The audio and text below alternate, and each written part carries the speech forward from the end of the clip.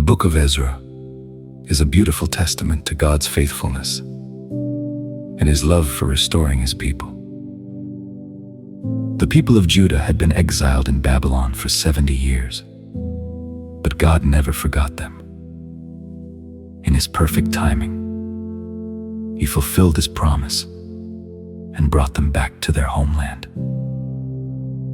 In Ezra 1:3, King Cyrus of Persia declares, "Any of his people among you may go up to Jerusalem in Judah and build the temple of the Lord, the God of Israel, the God who is in Jerusalem." This proclamation fulfilled the prophecy of Jeremiah, where God promised, "When 70 years are completed for Babylon, I will come to you and fulfill my good promise to bring you back to this place." The purpose of the return was not just to resettle in their homeland, but to rebuild the temple of God. This wasn't merely a construction project.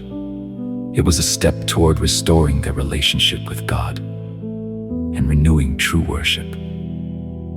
In Ezra 9:9, Ezra acknowledges God's grace, saying, "Our God has not forsaken us. He has granted us new life to rebuild the house of our God and repair its ruins." Even in their weakness, God showed mercy and provided them with a fresh start. The story of Ezra teaches us a powerful lesson: God never abandons His people.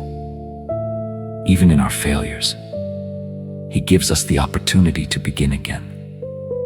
The Holy Spirit speaks to us today, saying, "I have not forgotten you.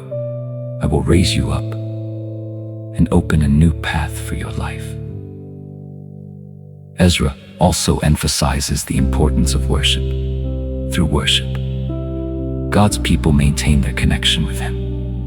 In our lives today, worship remains a vital way to approach God and hear His voice. May the message of Ezra inspire you to experience God's love and faithfulness, drawing closer to Him and embracing the grace of restoration. God is always ready to renew and rebuild what has been broken.